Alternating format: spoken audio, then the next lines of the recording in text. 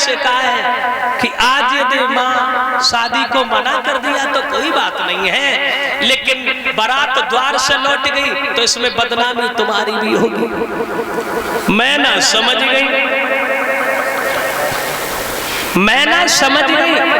कि मेरी लड़की तो शादी को स्वयं तैयार है, और जब मेरी लड़की ही राजी है तो भला अब क्या मुसीबत है। नतीजा ये हुआ है बड़े हंसी खुशी से गिरजा का विवाह शंकर जी के साथ में किया गया। शादी शंकर जी से गिरजा की भई।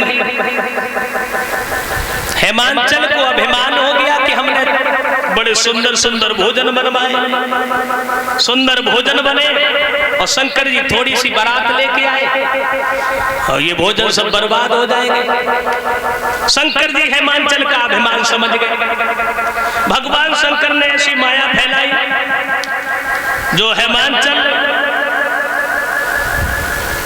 ने भोजन बनवाया था, शंकर जी ने विचार किया इनका घमंड दूर कर दे। भोले बाबा की बारात में जो दो गण थे, संकेत पाते ही दोनों चिल्लाने लगे, बड़ी तेज से भूख लगी है, बड़ी तेज से भूख लगी है। भोले बाबा हेमांचल से बोले, महाराज बारातियों को भोजन करवाओ, तब करवाते रहना, लेकिन जो दो गण है इन्हें भोजन करवाओ। सो हेमांचल ने नाई से कही, नाई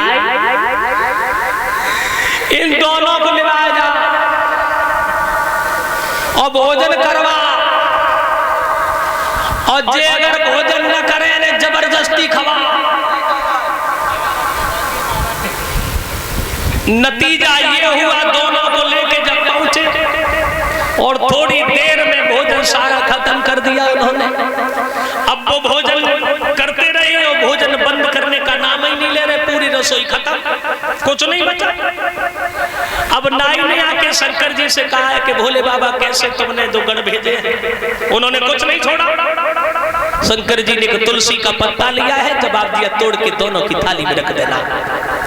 तुलसी का पत्ता जब थाली में रखा है, अब दोनों से कहा कुछ और खाना, बोले अब कुछ नहीं खाना है। दोनों को वहां से विदा किया है। हेमांचल का अभिमान दूर हुआ है, वो समझ गए कि शंकर जी अवतारी है, भगवान है, भगवान की माया है।